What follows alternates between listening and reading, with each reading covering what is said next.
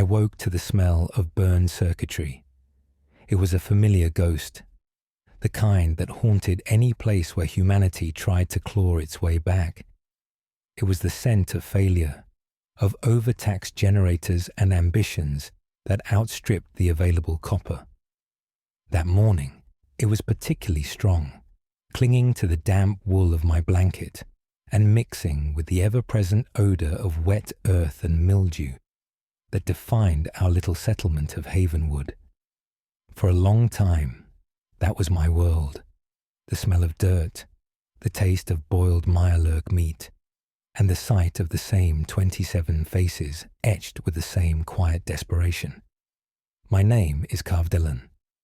I was a farmer then, or what passed for one. My days were a rhythm of turning irradiated soil, tending to the stubborn potatoes, and patching the same leaking irrigation pipes with scavenged scrap and prayer. We were not prosperous, but we were alive. We had a wall, mostly made of rotted pre-war sedans and packed dirt, and we had a roster for the watch. Every night, 2 of us would climb the rickety watchtower with a pipe rifle and a handful of mismatched cartridges, staring into the whispering dark. We were defending a patch of mud and a few rows of mutated vegetables. It felt like the whole world. The idea of the Minutemen was a story told by traders, a half-forgotten legend like the ones about the green, unblighted world. They said there were once men and women who would come when called, who would stand with you against the horrors of the wastes. A common defense, they called it, a noble idea. But ideas, like everything else in the Commonwealth, had a tendency to rust and fall apart. The Minutemen were dead, the traders said. A general who tried to hold it all together. A final, disastrous stand at a place called Quincy. A memory. Then the man from the vault came. He arrived with a dog and a laser musket that looked both ancient and impossibly advanced. He did not look like a hero. He looked lost, his eyes wide with a century of sleep, but there was a stillness in him, a resolve that the Wasteland had not yet managed to scour away. He spoke of rebuilding, of bringing the Minutemen back. He spoke of settlements helping one another, of a network of trust and mutual protection. He used words like hope and future without a trace of irony. We listened because listening was free, and his words were a warmth we had not felt in a long time. Our settlement leader, a pragmatic and weary woman named Jonah, was skeptical. She had seen saviors before. They usually came with a ledger, demanding tribute in caps or crops or bodies for their cause. But the man from the vault asked for nothing. He helped reinforce our wall, his hands as calloused as any of ours. He cleared out a nest of ghouls that had taken root in the old cannery down the road, the one we had been too afraid to approach for years. He did these things, and then he asked again. "Join us," he said, his voice quiet but firm in the flickering light of the communal fire. Havenwood can be the first of the new Minutemen settlements, a beacon. I looked at the faces around me. I saw fear, yes, but also a flicker of something else, a dangerous spark, the same spark that makes a man plant a seed in poisoned earth. I was young then, or I felt young. The daily grind had not yet ground my bones to dust. The story of the Minutemen, the idea of being more than just a farmer waiting for the next raider attack, it took root in me. I thought of my father, who had died on the watchtower, a raider's bullet in his throat. He had died defending this small patch of mud. Perhaps there was a way to defend something larger. I was the first to stand up. "I will," I said. My voice was hoarse. I felt the eyes of my neighbors on me, a weight of expectation and pity. Jonah looked at me, her expression unreadable. "It is a fool's errand, Carvedell," she said, her voice gentle. "You are a good farmer. We need you here. What good is a farm if we cannot hold it? I countered. What good is a wall if we are alone behind it? The man from the vault gave me a nod, a small gesture of acknowledgement that felt as heavy as a medal. He handed me a laser musket, a sibling to his own. It was heavier than I expected, the wooden stock worn smooth by hands long dead. The focusing crystals hummed with a latent power that made the hairs on my arm stand up. He showed me how to use the crank, the way each turn tightened the capacitor, whining like a trapped insect. 1 turn for a nuisance, 6 turns for a monster. That night, I did not sleep. I sat with the weapon across my lap, its strange, cold weight a promise and a threat. I was no longer just Carvedell the farmer. I was a Minuteman. The word felt too large for me, a coat cut for a giant. I did not know then that such coats are not grown into. They are worn down until they are just rags, and the man inside is someone else entirely. My first call came 3 days later. A trader, breathless and bleeding from a cut on his arm, stumbled into our settlement with a story of a farmstead under attack. Ghouls, he said, a whole pack of them, drawn by the scent of fresh ploughed earth. The farm was 2 days' walk to the east, a place called Abernathy Farm. The man from the vault was gone by then, off to spread his gospel of hope to other desperate souls. He had left me in charge. Me, who had never been in charge of anything more than a row of Taytos. I gathered the volunteers. There were 4 of us. Torvin, a grizzled hunter who was more comfortable with a scoped pipe rifle than a conversation. He had lost his family to super mutants years ago and had been quiet ever since. Reela, a young woman barely out of her teens, fierce and quick with a machete. She had been born in the wastes and knew no other life. And old Morveth, a mechanic who claimed he could fix anything, though his hands shook from a chem addiction he refused to name. He carried a double-barreled shotgun and a bag of tools that rattled with every step. We were a pathetic sight. A farmer with a relic, a silent hunter, a girl with a rusty blade, and a trembling mechanic. We were the new Minutemen. The walk to Abernathy Farm was a lesson in humility. The Commonwealth did not care for our noble cause. The land itself was hostile, a graveyard of forgotten ambitions. We navigated treacherous terrain, the skeletal remains of pre-war highways collapsing into the muck below. We scavenged for clean water, our throats raw with thirst. We hid from a death claw that stalked the ruins of an old satellite array, its roars echoing through the broken concrete like the judgment of a wrathful god.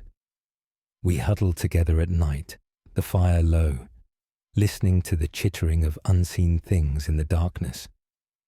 During that journey, Torvin spoke for the first time since we left. We were resting in the shell of a burned-out bus, the metal groaning in the wind. "You believe in this?" he asked, his voice a rusty rasp. He was cleaning his rifle, his movements precise and economical. "I have to," I said, my own voice sounding thin and uncertain. "Belief is a luxury," he grunted, not looking up. "A full magazine is better. A clear line of sight is better still." He was right, of course, but I was not ready to admit it. I held on to the idea, the story. We were not just scavengers trying to survive. We were protectors. We were building something. It was a fragile shield against the overwhelming despair of our world. When we finally saw Abernathy Farm, it was worse than the trader had described. The farmhouse stood on a small rise, silhouetted against the sickly yellow sky. But it was the pylons that drew the eye. Massive pre-war electrical towers that loomed over the farm like skeletal gods. The air around them crackled with a low hum, a residual energy that made my teeth ache. and at the base of those pylons, the ghouls were swarming. There were dozens of them, feral, twisted things that had once been human. They shambled and sprinted, their movements jerky and unnatural. They were clawing at the farmhouse door, their guttural moans a chorus of mindless hunger. From inside, we could hear the sharp crack of a shotgun, followed by a cry of fear. There was no time for a plan. There was only the moment. "Ryla, with me," I yelled, my voice cracking. "Torvin, find high ground. Morveth, watch our flank." I cranked the laser musket, the whine of the capacitor a rising scream in my ears. 1, 2, 3, 4, 5, 6. The stock vibrated in my hands, hot with contained power. I took aim at the thickest part of the crowd and pulled the trigger. The world dissolved into red light. A beam of pure energy, impossibly bright, lanced out and struck a ghoul in the chest. The creature did not just die. It vaporized. A flash of light, a puff of ash, and it was gone. The ghouls around it were thrown back, their bodies smoking. The sheer, unholy power of the weapon stunned me for a second. This was not a pipe rifle. This was the fire of creation. The shot galvanized us. Ryla charged forward, her machete a silver blur. She moved with a dancer's grace, weaving between the shambling horrors, each swing of her blade severing a limb or a head. Torvin, perched atop a rusted-out truck, began to fire, his pipe rifle making a steady, methodical popping sound. Each pop was a ghoul dropping to the ground, a neat hole in its skull. Morveth stood his ground, his shotgun booming, each blast tearing a ragged hole in the advancing horde. I cranked and fired, cranked and fired. The motion became automatic, a desperate prayer. The whine of the capacitor became the rhythm of my heart. I was no longer Carvedell the farmer. I was a conduit for this terrible, beautiful light. We pushed them back from the door, a small island of violence in a sea of decay. The air filled with the stench of burned flesh and ancient dust. The farmhouse door creaked open, and a man with a wild beard and terrified eyes peeked out. "Keep fighting," he screamed. "For the love of God, keep fighting." We did. We fought until our arms ached and our ears rang. We fought until the ground was littered with twitching bodies and piles of ash. We fought until the last ghoul fell, its spine shattered by a final booming blast from the shotgun of Morveth. And then, silence. The silence was heavier than the noise. It pressed in on us, thick with the smell of death. We stood there panting, covered in grime and gore. My hands were shaking so badly I could barely hold the musket. I looked at my companions. Torvin was reloading his rifle, his face an impassive mask. Ryla was leaning on her machete, her chest heaving. Morveth was on his knees, vomiting into a ditch. The farmer, whose name we learned was Blake Abernathy, came out with his wife and daughter. They looked at us with a kind of awe that made me deeply uncomfortable. They thanked us, their voices choked with tears. They offered us food, water, a place to rest. We accepted. We were too exhausted to refuse. That night, as I lay on a bed of straw in their barn, the events of the day replayed in my mind. The terror, the exhilaration, the sight of a body turning to ash. I had taken life. Many lives, even if they were no longer human. I had stood against the darkness and held it back, if only for a day, if only in this one small corner of the world.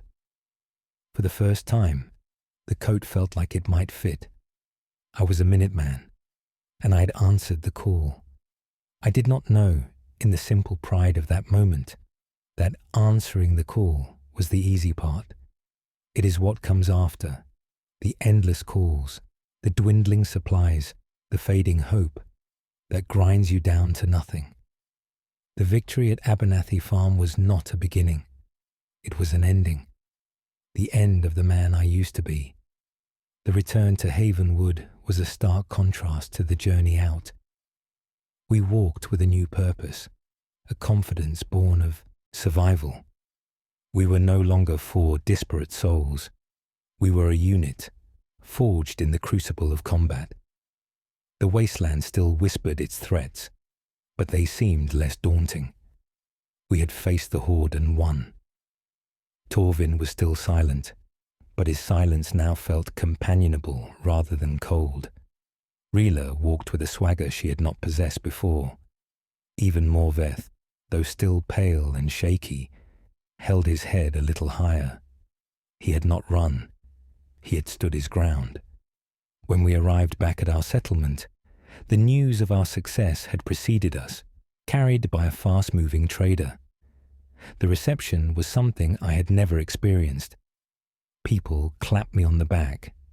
Jonah, our ever-practical leader, gave me a rare, thin smile.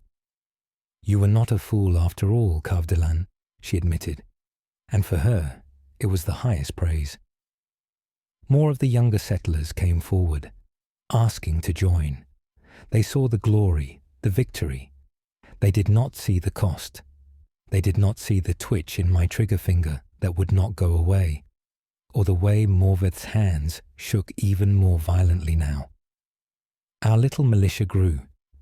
We established a proper training area, using painted circles on the sides of wrecked cars for target practice. I tried to pass on what little the man from the vault had taught me, and what I had learned through sheer bloody terror. How to lead a target, how to clear a jam, how to listen for the telltale shuffle of a ghoul or the guttural cry of a super mutant. We were amateurs playing at being soldiers, but we were all they had. The calls started coming more frequently. A signal flare would streak across the sky from a distant settlement, a plea for help. A runner would arrive, exhausted and desperate, with a story of raiders demanding tribute or creatures preying on their livestock. Each time, I would gather a squad. Each time, we would march out into the poisoned wilds. We defended the settlers of Tenpin's Bluff from a raider gang that called themselves the Vultures. They were led by a towering brute named Gristle, who wielded a sledgehammer made from a parking meter. The fight was a brutal, close-quarters affair in the ruins of a pre-war town. I remember the clang of the hammer of Gristle against a car chassis, the sound vibrating through my bones. I remember Rila darting under his clumsy swing and hamstringing him with her machete, bringing the giant to his knees. We did not take prisoners. We could not afford to. We cleared a pack of wild mongrels that had been terrorizing the hydroponics farm at Grey Garden, a place run by stoic, gentle robots who spoke in monotone pleasantries, even as they pointed out the mangled bodies of their former human masters. Fighting alongside the Mr. Handys was a surreal experience, their calm, synthesized voices offering tactical advice while their buzzsaws whirred and their flamethrowers spewed chemical fire.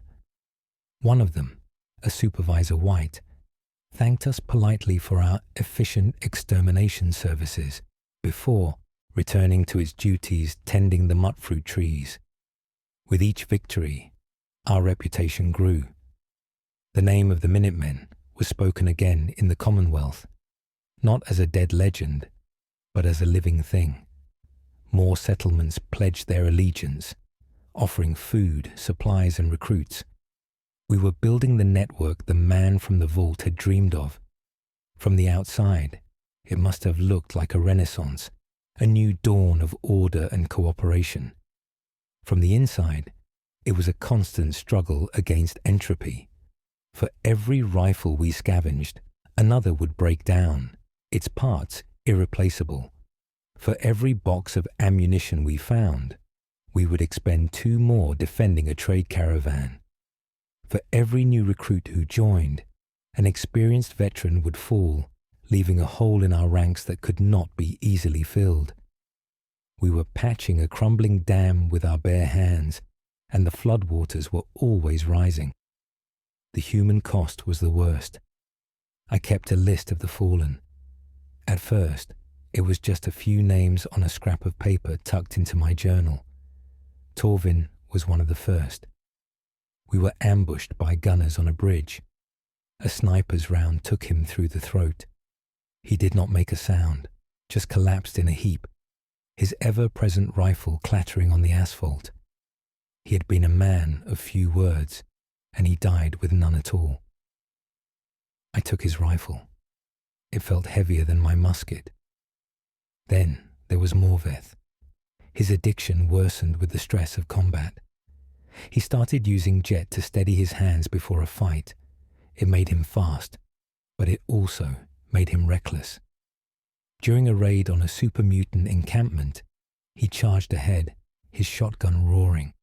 He took down 3 of the behemoths before a 4th caught him and simply tore him in half. I can still see the look of surprised agony on his face.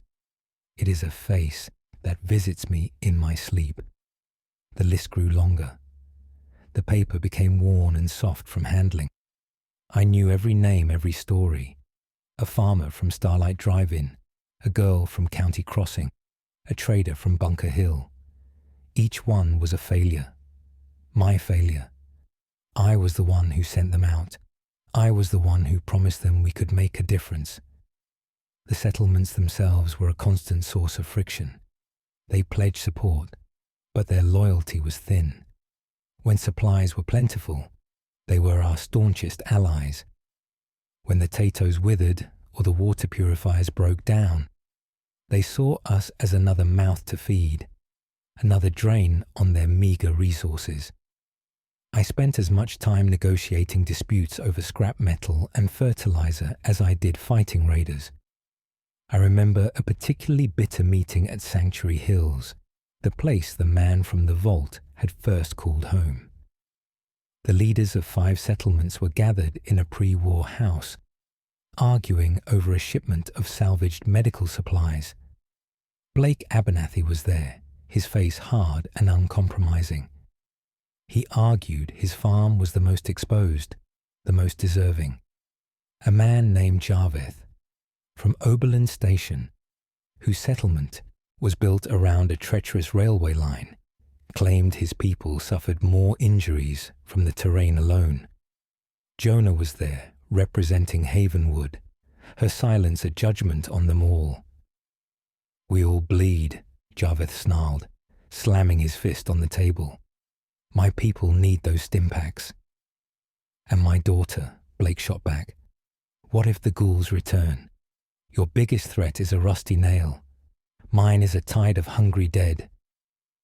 They argued for hours, their voices rising, their grievances poisoning the air. I sat at the head of the table, the self-appointed general of this ragged army, and I felt nothing but a profound weariness. These were the people we were dying for. These were the people who could not see beyond their own walls, their own small plots of misery. "Enough," I said. The word was quiet, but it cut through the noise. They all turned to look at me. "The supplies will be divided, equally, according to population. That is the decision." "That is not fair," Blake protested. "Fairness died with the world," I replied, my voice cold. "We have 2 choices. We can share the burden and survive together, or we can squabble over the scraps and be devoured one by one. The vultures will not care how many stimpaks you are hoarding when they burn your farm to the ground. The super mutants will not ask about your crop yields before they drag you away. We are all that stands between this Commonwealth and the abyss. Start acting like it." They fell silent, shamed but not convinced. I knew the moment I left, the bickering would resume. The trust was a fragile veneer. Underneath, it was the same fear, the same selfishness that had brought the old world to ruin. We had not learned a thing. After the meeting, I walked to the bridge leading out of Sanctuary. The river below was dark and sluggish, choked with rust and debris. I looked at my reflection in the murky water. The face that stared back was not the face of the young farmer from Havenwood. It was gaunt and tired, with lines around the eyes that had not been there a year ago. The idealism was gone, burned away by too much violence and too little sleep. In its place was something harder, something colder, a pragmatism that bordered on nihilism. I pulled out the list of the dead. I read the names aloud, my voice a whisper on the wind. Torvin, Morveth, Lena, Samwell. Each name was a weight. I thought about the man from the vault and his easy talk of hope. Hope was a beautiful thing, but it did not stop a bullet. It did not fill an empty stomach. It did not hold a crumbling wall together. Work did that. Duty did that. The grim, relentless, day-by-day business of putting one foot in front of the other and facing whatever came next. That was all we had. I folded the list and put it back in my pocket. It was not a memorial. It was a debt, and the only way to pay it was to keep going. A flare shot up in the distance, a streak of desperate red against the darkening sky. Another settlement, another crisis, another call to answer. I turned my back on the river and began the long walk back. The coat did not feel too large anymore. It felt like a shroud. The cycle became the new normal, a call, a march, a fight, a return. The seasons turned, or what passed for them in the Commonwealth. The oppressive humidity of the glowing sea summers giving way to the biting winds of the atomic winters. The faces in our ranks changed, new recruits replacing the dead, their initial eagerness slowly eroding into the same hardened weariness that I saw in my own reflection. We became more efficient, more ruthless. We learned to build better fortifications, to set up overlapping fields of fire, to use the terrain to our advantage. We were no longer amateurs playing soldier. We were veterans of a war that would never end. The nature of the threats evolved as well. The disorganized raider gangs gave way to more disciplined, more dangerous factions. We began to clash more frequently with the gunners, their corporate-style military precision and advanced weaponry a stark contrast to our own ragtag equipment. They were not driven by desperation or chems. They fought for caps, for territory, for the simple, cold logic of power. A fight with the gunners was not a brawl. It was a chess match where one wrong move meant a dozen of your people were cut down by disciplined laser fire. Then there was the Brotherhood of Steel. Their arrival was a spectacle of terrifying power. The Pridwin, a massive airship, appeared in the sky one day, a steel behemoth that blocked out the sun. It was a declaration. They were not here to ask for permission. They were here to impose their will. Their knights in power armor and their scribes in their clean uniforms represented an order and a technological supremacy that we could only dream of. At first, our interactions were minimal. They kept to their flying fortress and their main base at the airport, launching vertibird patrols that crisscrossed the sky, a constant reminder of their presence. They saw us as little more than armed farmers, a local militia of no real consequence. But our territories began to overlap. We were both trying to impose order on the chaos, but our definitions of order were fundamentally different. We believed in helping the people, in allowing settlements to govern themselves under a banner of mutual protection. The Brotherhood believed in control. They saw the common people of the Commonwealth as ignorant children who could not be trusted with advanced technology. They began to requisition supplies from farms, offering token protection in return. They saw a laser rifle in the hands of a settler, not as a tool for defense, but as a dangerous piece of tech that needed to be confiscated and secured.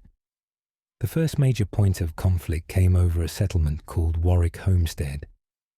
It was a wastewater treatment plant on the coast, run by a hardy family who had managed to get some of its systems operational. They were using it to grow specialized crops in the nutrient-rich sludge. It was a filthy, smelly place, but it was also one of the most productive farms in the region, and it was under the protection of the Minutemen. A Brotherhood patrol, led by a paladin named Torgan, arrived and declared the technology of the plant to be a security risk. He ordered the Warwick family to hand over their control systems and accept Brotherhood oversight. Roger Warwick, the patriarch of the family, refused. He sent a runner to me. I arrived with a force of 20 Minutemen. We were not an impressive sight compared to the Brotherhood squad. They had 4 suits of T-60 power armor, gleaming and immense. We had leather armor, metal plates, and a few scavenged combat rifles. But we also had the laser musket I still carried, and the grim determination of people defending their own. I met the paladin Torgan on the road leading to the homestead. He stood with his helmet off, his face scarred and arrogant. He was a mountain of polished steel. I felt like a child next to him. "This is not your concern, General," he said, his voice amplified by the suit's external speakers. A metallic boom. "We are securing dangerous technology. Stand down."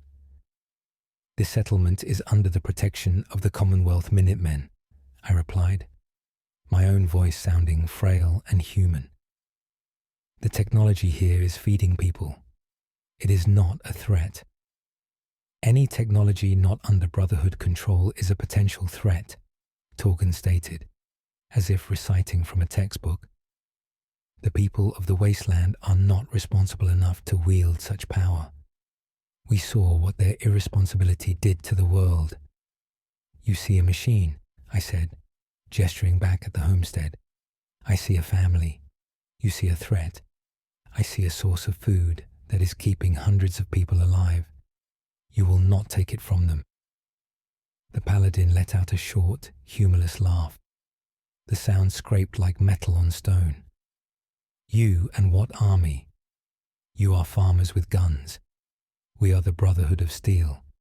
Do you truly wish to see your people slaughtered for this sentiment?" It was a moment of truth.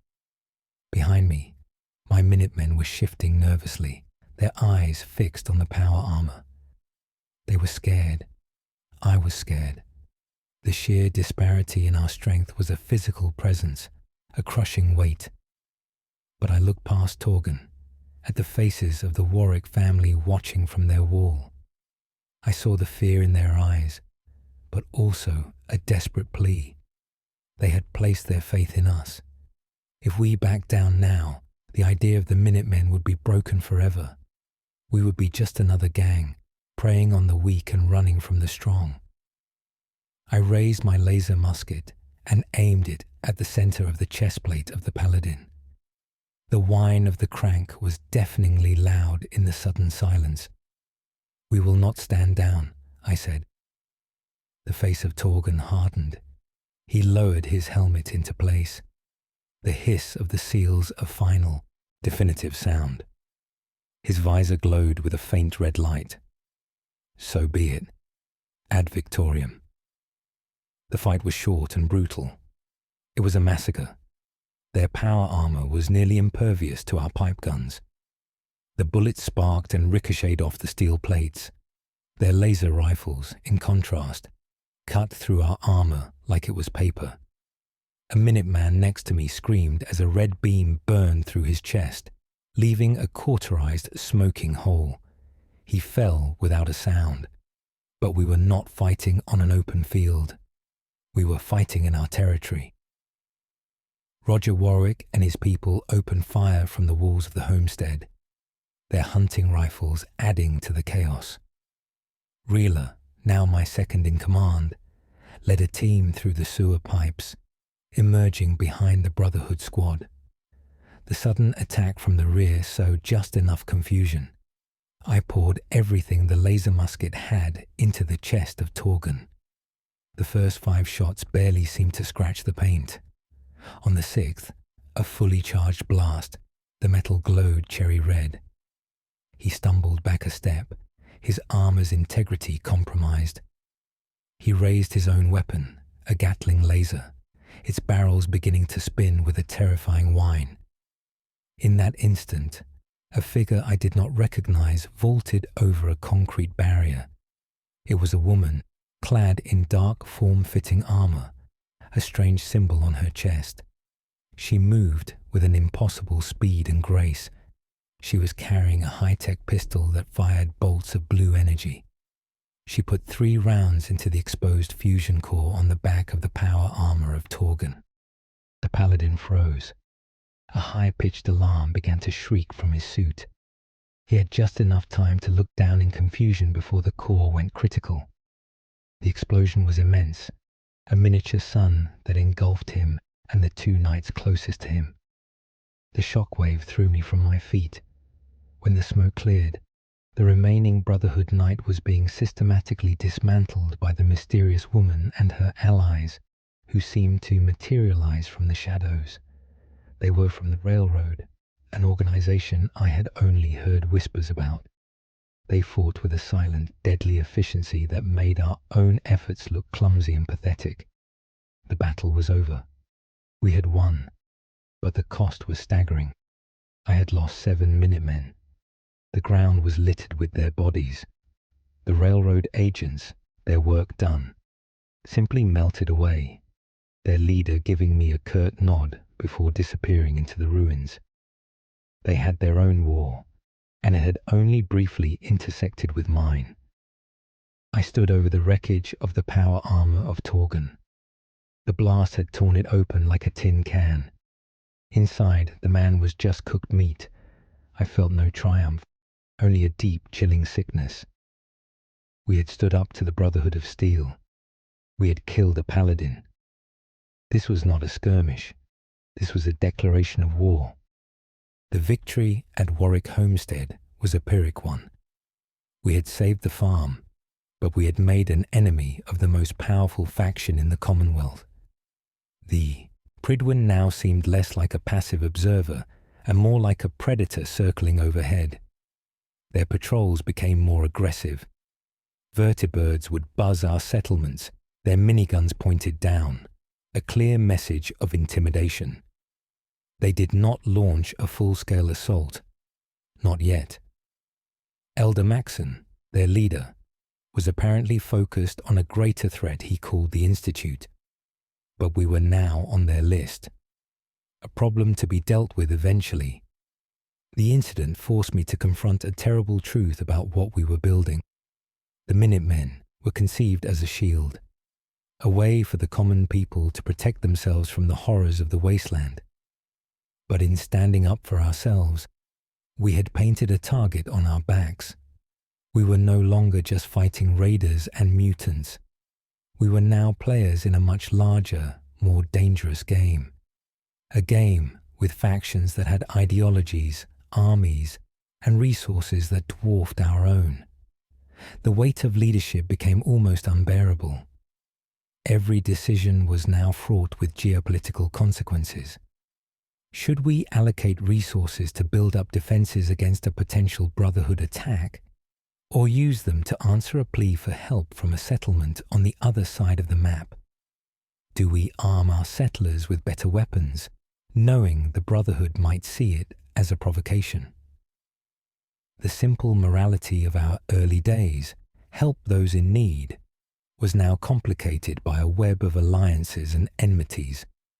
The other great unseen power was the Institute. We knew almost nothing about them, only the fear they inspired. They were the boogeymen of the Commonwealth. People would vanish in the night, replaced by perfect synthetic duplicates, or so the stories went. Synths, artificial humans, indistinguishable from the real thing. The idea was a poison that corroded trust. How could you build a community when you could not be sure the person next to you was truly human? We had our first direct encounter with the Institute's handiwork at a settlement called Nordhagen Beach. It was a small coastal community that had been reporting strange occurrences, tools disappearing, food stores being tampered with, a pervasive sense of being watched. They suspected a saboteur. I took a small team, including Reela, to investigate. We found nothing at first. The settlers were jumpy and suspicious of each other. A man named Torben accused his neighbour of stealing his water filters.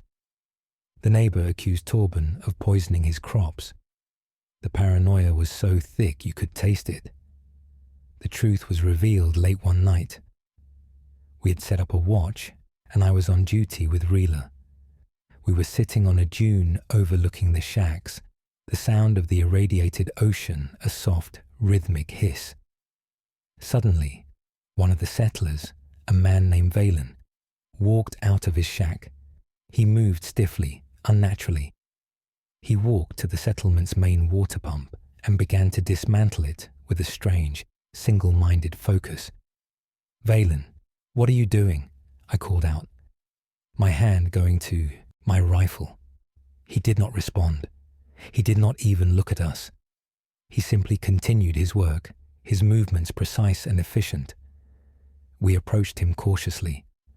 As we got closer, I saw that his eyes were glassy and unfocused. There was a small, almost invisible seam on the back of his neck. "He is one of them," Ryla whispered, her machete already in her hand. "A synth." I called out his name again. "Valen, stop what you are doing. Now." He turned to face us. His expression was blank, but then it changed. It was like watching a mask being put on. His face contorted into a rictus of fear. "Help me," he rasped, his voice a perfect imitation of the real Valen. "I do not know what I am doing. Something is controlling me." It was a convincing performance. For a heartbeat, I almost believed him. But Reela did not hesitate. She lunged forward, her blade a flash of steel in the moonlight. The synth moved with inhuman speed, catching her wrist. It twisted, and I heard the bone snap. Reela cried out in pain. I fired. The bullet struck the synth in the shoulder. It staggered back, but it did not seem to feel the pain. It looked at the wound with a kind of detached curiosity, at the white, plastic-like material beneath the torn flesh. Then it looked at me, and its face went blank again. The mask was gone. All that was left was the machine. "Unit compromised," it said, its voice a flat, synthetic monotone. "Protocol 734 initiated." It raised its arm, and a small panel opened, revealing the barrel of a laser pistol built into its forearm. I fired again, this time for the head. The shot connected, and the synth collapsed, its limbs twitching. A small device on its chest began to beep, a frantic, rising tempo. "Get back," I yelled, dragging the injured Reela away. We scrambled behind the wreckage of a car just as the synth detonated. The explosion was not large, but it was powerful enough to destroy the water pump and the shacks nearest to it. The settlers came running out, their faces a mixture of terror and confusion. In the crater where the synth had been, there was nothing but scorched earth and a few twisted metal components. The real Valen, we later found, had been dead for weeks, his body buried in a shallow grave behind his shack. The incident at Nordhagen Beach sent a shockwave of fear through our network of settlements. The enemy was not just at the gates anymore. They could be inside the walls. They could be your friend, your neighbor, your spouse. The paranoia that had been simmering in the Commonwealth boiled over. Settlements started to turn inward. Strangers were viewed with suspicion. Old friends looked at each other with doubt in their eyes. My job changed. I was no longer just a military commander. I was a spy master, a detective, an inquisitor. We had to develop protocols for identifying synths, We checked for gaps in memory, for a lack of emotional response, for the telltale plastic components that lay beneath their skin. But the Institute was clever. Their newer models were almost perfect. They bled. They felt pain. They had memories implanted from the minds of the people they replaced. We made mistakes. A man at the Slog, a settlement of peaceful ghouls, was accused of being a synth because of his detached, logical demeanor. A mob nearly tore him apart before we could intervene. He was not a synth. He was just a man who had lost everything and had nothing left but his reason. The fear was making monsters of us all. I found myself becoming colder, more detached. I had to. To lead in this new reality, I could not afford sentiment. I had to make hard choices. I authorized the interrogation of suspected synths, methods that I would have once considered barbaric. I had to weigh the life of one potential innocent against the security of an entire settlement. I sent my own people I trusted, on missions I knew they might not return from. Missions to infiltrate suspected Institute front operations. Reela, her arm in a sling, but her spirit unbroken, became my most trusted agent in this shadow war. The synth attack had changed her. The fierce, open-hearted girl was gone, replaced by a quiet, watchful woman. She saw synths in every shadow. She trusted no one, not even me, completely. She was the perfect instrument for this new, ugly chapter of our war. "How do we win this?" she asked me one night, as we reviewed reports in the dim light of my office, a converted pre-war house in Sanctuary. "We can fight raiders. We can even fight the Brotherhood. But how do you fight an enemy you cannot see? An enemy who can wear the face of your brother?" I did not have an answer for her. I looked at the map on my wall, a sprawling mess of pins and circles representing our settlements and our known enemies. It was supposed to be a map of our progress, of the order we were creating. But all I saw was a web of fear. The Minutemen were stronger than ever, with more members and more territory under our control than at any point since the Quincy massacre. But we were also more broken, more compromised, more afraid. We had built a wall around the Commonwealth, but the monsters were already inside, and we were becoming just like them. The war on two fronts, one against the overt threat of the Brotherhood, and the other against the insidious infiltration of the Institute, stretched our resources and our morale to the breaking point. Every day was a balancing act, a desperate triage of threats. A vertibird strafing run on a supply caravan in the morning, a suspected synth abduction in the evening. I slept in my clothes, a rifle by my side, my dreams filled with the hiss of power armor servos and the blank, emotionless faces of synthetics. The man from the vault, our founder, had become a distant figure, almost a myth. He was reportedly engaged in a direct confrontation with the Institute, taking the fight to their hidden underground base. We heard rumors of his progress, a rescued scientist, a recovered piece of technology, a battle fought deep beneath the earth. But for us, on the surface, his war was an abstraction. Our war was about protecting a tater crop from dying of thirst because a synth had sabotaged the water purifier. It was about consoling a widow whose husband had been vaporized by a Brotherhood patrol that deemed his laser rifle unauthorized technology.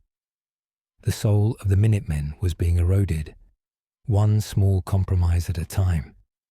To fight the Institute, we had to become suspicious, paranoid. To fight the Brotherhood, we had to become more militarized, more ruthless. The ideals of a volunteer militia, of neighbors helping neighbors, seemed like a quaint memory from a more naive time. We were now an army with a chain of command, with rules of engagement, with a grim and ever-growing list of casualties. I remember one incident that, for me, crystallized the decay. We had received a distress call from a small, isolated settlement called Somerville Place. They were being harassed by super mutants from the nearby ruins of Hyde Park. It was a standard mission, the kind we had run 100 times before. I assigned the task to a young, promising officer named Kalen. He was idealistic, brave, and a firm believer in the Minuteman cause. He reminded me of myself a long time ago. Kalen took a squad of 10 and marched south. 2 days later, a single survivor returned, her body broken, her mind shattered. She told a disjointed story of an ambush, not by super mutants, but by gunners. A whole platoon of them, heavily armed, had been waiting. They had used the super mutant threat as bait. Kalen and his squad had walked right into a kill box. The part of her story that chilled me to the bone was her description of the gunner commander. He was a man named Vaughan, a notoriously brutal mercenary. But he had not just killed them. He had been toying with them. He had offered Kalen a chance to surrender. When Kalen refused, Vaughan had his men execute the Minutemen one by one, forcing Kalen to watch before finally killing him. It was not a battle. It was a statement. The gunners were sending a message. I felt a rage I had not felt in a long time. A cold, black fury that burned away the exhaustion and the cynicism. This was not a strategic loss. This was a personal insult. Kalen had been a good man. He had died for our cause, and he had been butchered for sport. I gathered our best fighters. Ryla was at my side, her face a stone mask, her new cybernetic arm, a gift from a friendly tech scavenger gleaming dully in the light. I did not call for volunteers. I gave orders. We were not going to relieve a settlement. We were going on a revenge mission. We were going to hunt down Vaughan and his platoon and wipe them from the face of the Commonwealth. We tracked them for 3 days. We moved like ghosts, living off the land, our faces painted with mud and grime. We found their base in the ruins of a pre-war factory, a fortress of rusting steel and broken concrete. They were celebrating their victory. Their guard was down. We did not offer them the chance to surrender. We attacked at night, during a radstorm that masked our approach. We used explosives to breach their perimeter walls. The assault was a whirlwind of controlled violence. I moved through the compound, my rifle a part of me. The faces of my enemies were blurs in the flashing light of muzzle blasts and explosions. I did not see them as people. I saw them as targets, obstacles to be removed. I found Vaughan in the command center, a converted loading bay. He was a big man, his armor covered in crude skull markings. He was trying to rally his men, shouting orders into a radio. He turned as I entered, a look of surprise on his face. He raised his combat shotgun. I was faster. My shot took him in the leg, and he went down with a roar of pain. I walked over to him, the barrel of my rifle aimed at his head. He looked up at me, his face a mixture of defiance and fear. "The Minutemen," he spat, blood flecking his lips. "Come for your pound of flesh, have you?" "I am here for Kalen," I said, my voice empty of all emotion. "The boy?" Vaughan laughed, a harsh gurgling sound. "He died bravely, stupidly, but bravely." I did not say another word. I just pulled the trigger. We left no survivors. We executed the wounded. We took their supplies, their weapons, and we burned the factory to the ground. As we marched away, the flames lighting up the night sky behind us, I felt a sense of grim satisfaction. Justice had been done. But as the rage cooled, it was replaced by a hollow emptiness. I looked at the faces of my soldiers. They were not celebrating. They were quiet, their eyes dark. We had won. but we had become the thing we were fighting. We had answered brutality with brutality. We had become another pack of killers in a world already overflowing with them. When we returned, I did not file a full report. I simply wrote, "Gunner outpost at GNR factory neutralized. Mission successful." I did not mention the executions. I did not mention the rage. The official history would record it as a clean strategic victory. But I would remember the truth. I would remember the look on the face of Vaughan. And I would remember the moment I realized that the line between a Minuteman and a raider was not a line at all. It was a shadow, and we had been living in it for a very long time. This realization sent me into a spiral of introspection. I began to withdraw, spending more time alone in my office, poring over maps and reports, avoiding the camaraderie of the mess hall. I was the general, the leader, but I felt like an imposter. The ideals I once championed now tasted like ash in my mouth. We were not building a better world. We were just building a more effective war machine. The final shattering blow to my faith came not from an external enemy, but from within. It began with whispers, rumors of a new settlement far to the south, a place called Quincy. The name itself was a curse, the site of the original Minutemen's last stand. The rumors said that a group of settlers had reclaimed the ruins, that they were trying to rebuild, and that they were being led by a former Minuteman, a man named Clint. Clint had been one of the few to survive the massacre years ago. He was a legend, a symbol of resilience. The news that he was rebuilding Quincy should have been a cause for celebration, a sign that our revival was complete, that we had finally redeemed our past failure. But the reports were troubling. Clint was not flying the Minuteman flag. He was flying the flag of the gunners. I could not believe it. It had to be a mistake, a lie spread by our enemies. I decided to go to Quincy myself, to see the truth with my own eyes. I took only Reela with me. It was not a military operation. It was a pilgrimage. The journey south was a descent into hell. The further we went, the more savage the land became. The ruins were more extensive, the radiation more intense, the creatures more monstrous. This was a part of the Commonwealth that civilization had not yet touched. Quincy was a nightmare. The town was a blasted ruin, but it had been refortified.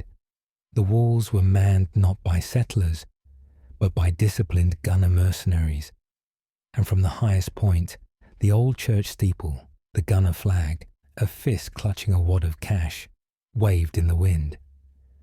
We managed to sneak into the town through a collapsed sewer tunnel. We moved through the shadows, our weapons ready. The place was an armed camp. Gunners were everywhere.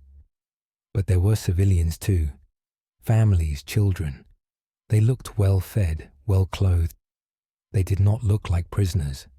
They looked content. We found Clint in the town hall. He was older than I expected, his face a roadmap of grief and bitterness. He was standing over a large table, planning a patrol route with his gunner lieutenants. He wore the uniform of a gunner officer over his old Minuteman duster. The combination was obscene. He saw us as we entered. He was not surprised. He simply dismissed his men and turned to face us. "General," he said, his voice dripping with sarcasm, "come to see the fruits of my labor." "Clint," I said, my voice shaking with a mixture of anger and confusion. "What is this? Why are you with them? These are the people who slaughtered our brothers." He laughed, a dry, humorless sound. "They did, and I watched it happen. I watched as the Minutemen died because our allies, the good people of the Commonwealth, locked their doors and pretended they could not hear our screams. I begged for help on the radio. I pleaded with a dozen settlements we had saved, and no one came. They let us die. He walked over to a window and looked out at his town. The Minutemen were built on a lie, General. The lie of mutual protection. The lie that people are fundamentally good. They are not. They are selfish. They are weak. They only understand one thing, strength. The gunners gave me that strength, he continued, turning back to me. They work for caps, yes, but they are loyal to the contract. They are predictable. They are honest in their greed. I prefer that to the false promises of farmers who will abandon you the moment it becomes inconvenient. We are not like that, I protested, but my voice lacked conviction. I thought of the bickering settlement leaders, the hoarded supplies, the constant struggle to maintain unity. Was he wrong? Are you not? Clint sneered. You think you are building a nation. I am building a business. I provide security. My clients pay me. It is a simple, clean transaction. There is no sentiment. There is no betrayal. Just results. The people of Quincy are safer under my protection than they ever were under the Minuteman flag. Can you honestly say the same for your settlements? I had no answer. Every argument I could think of felt hollow. A platitude in the face of his cold, brutal logic. He had taken the same pain, the same loss that had fueled me, and it had led him to a completely different conclusion. He had abandoned hope and embraced the transactional nature of the Wasteland. He had become a pragmatist, a monster, a success. Join me, Carvedell, he said, his voice softening slightly. You are a good commander. You have proven that, but you are shackled to a failing ideology. Together, we could truly bring order to the Commonwealth, not through charity and hope, but through strength and discipline. A new kind of order, a profitable one. He was offering me a way out, a way to escape the endless cycle of sacrifice and disappointment, a way to finally win. All I had to do was abandon everything I had ever fought for. No, I said. It was the only word I had left. Reela, who had been silent throughout the exchange, raised her weapon. He's a traitor, she said, her voice flat. He deserves to die. Clint smiled sadly. There it is, the Minuteman's solution to everything. Another bullet, another body. You see, you are already more like me than you think. Alarms began to blare throughout the town. Our presence had been discovered. You should go, Clint said, turning his back on us. I have no desire to kill you, but my men will not be so sentimental. There is a way out through the old brewery. Go now, and do not come back to Quincy. We fled. We fought our way through the streets, gunner patrols converging on our position. We made it to the brewery and escaped through a series of maintenance tunnels that led to the swamps beyond the town. As we ran, I could hear the sounds of the battle fading behind us. Clint had let us go. I did not know if it was an act of mercy or the ultimate act of contempt. The journey back was a blur. I walked in a daze, the words of Clint echoing in my mind. He had held up a mirror, and I had seen a reflection of myself that I could not deny. His cynicism was just a more honest version of my own weariness. His methods were just a more extreme version of the path I was already on. When I returned to Sanctuary, I was a changed man. The fire that had driven me was gone, replaced by a cold, empty void. I continued to lead.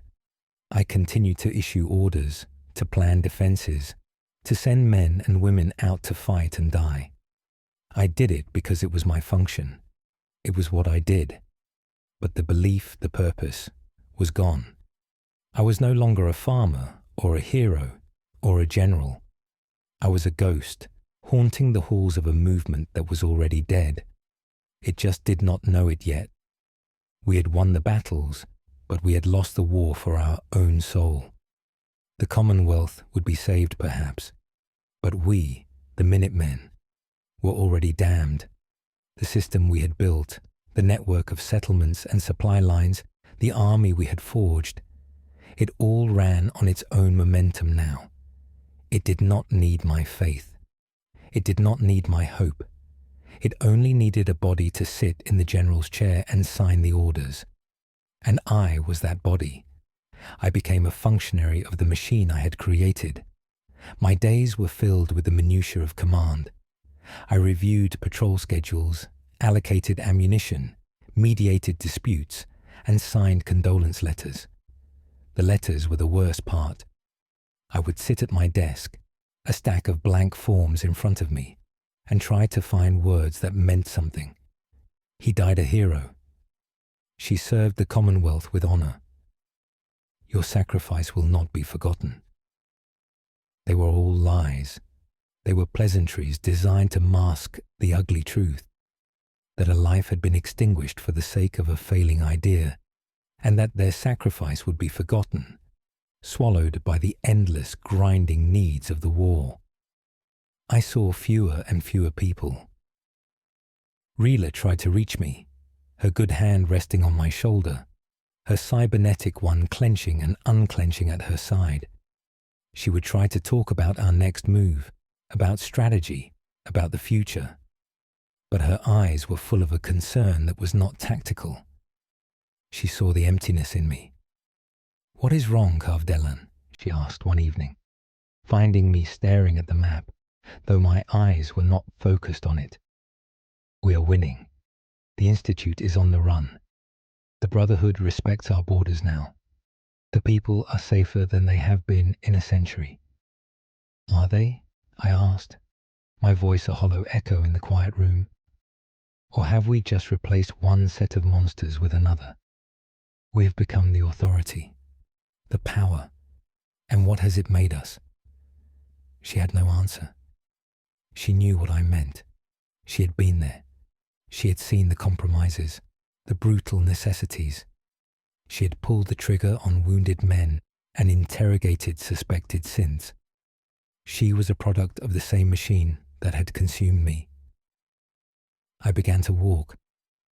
Every night, after the work of the day was done, I would leave my office and walk through the settlements. I would walk the perimeter of Sanctuary Hills, watching the guards on the walls, their faces illuminated by the flickering junk lamps. I would travel to Abnathy Farm and look up at the giant pylons, remembering the fear and exhilaration of that first battle. It felt like a lifetime ago, a memory belonging to another man. I would stand on the shore at Nordhagen Beach and listen to the hiss of the irradiated waves, thinking of the synth that had worn the face of a friend. I never spoke to anyone on these walks. I was just a silent observer, a ghost at the feast. The settlers saw me, of course. They would nod respectfully. "General," they would say. They saw the uniform, the title. They did not see the hollow man inside it. They were grateful for the security I provided, for the order we had imposed.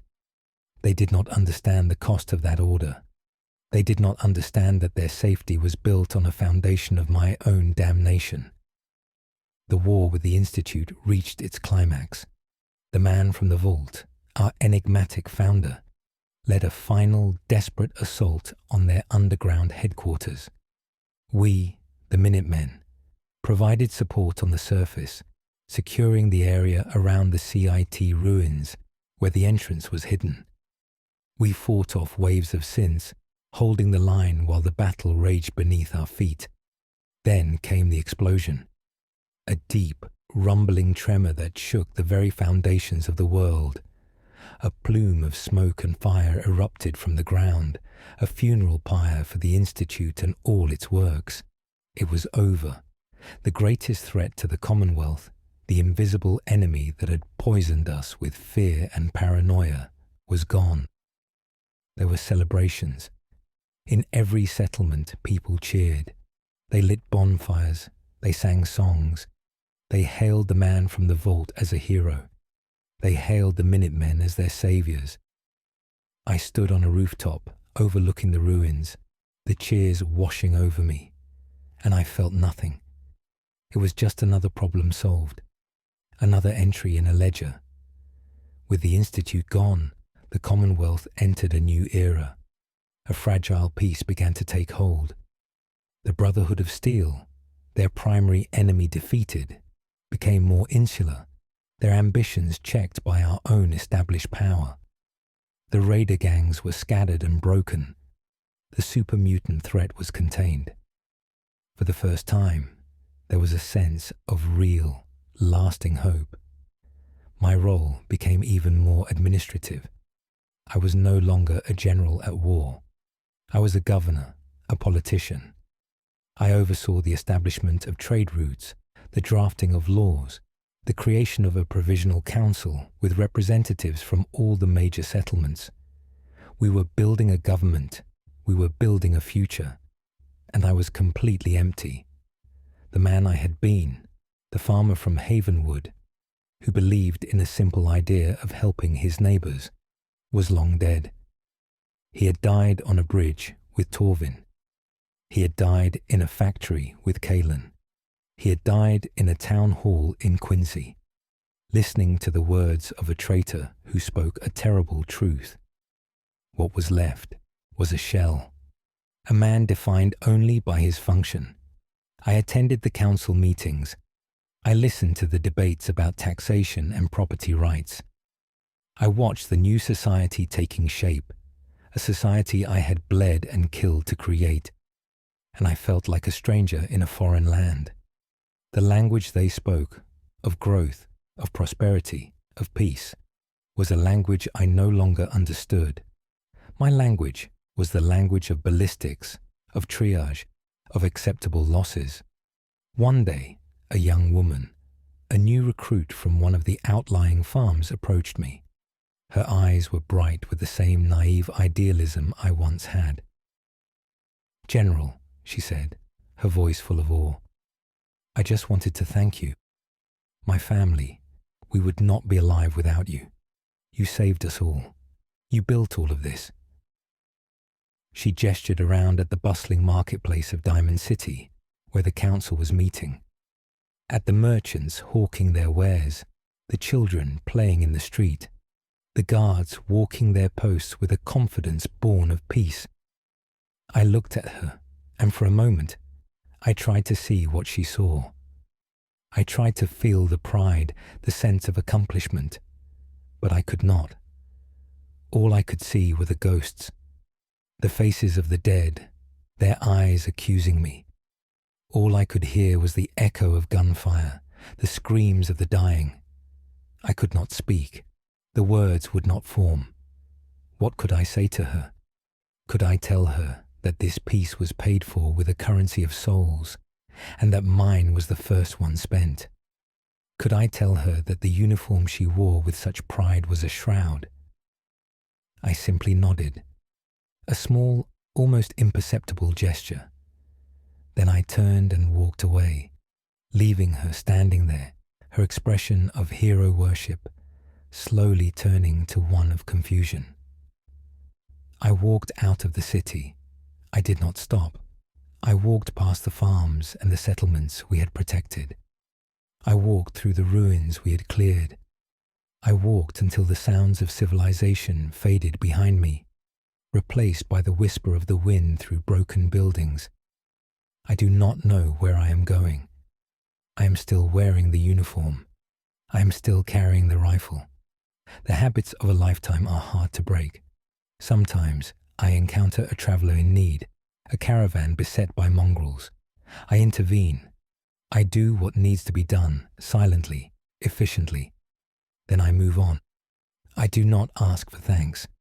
I do not offer my name. I am a relic, a weapon from a war that is over, a tool whose purpose has been served. The Commonwealth is rebuilding. A new world is being born from the ashes of the old, and I have no place in it. My only companions are the ghosts, the list of names I still carry in my pocket, the paper so worn it is almost translucent. I read it sometimes, under the light of the broken moon. It is a long list. It is the only real thing I have left. I was Carvedell. I was a farmer. Then I was a Minuteman. Then I was a general. Now I am nothing. Just a silent witness to the world I helped create. A world I can no longer bring myself to be a part of. The sun rises, casting long shadows across the ruins. Another day begins. I check the charge on my rifle, and I keep walking.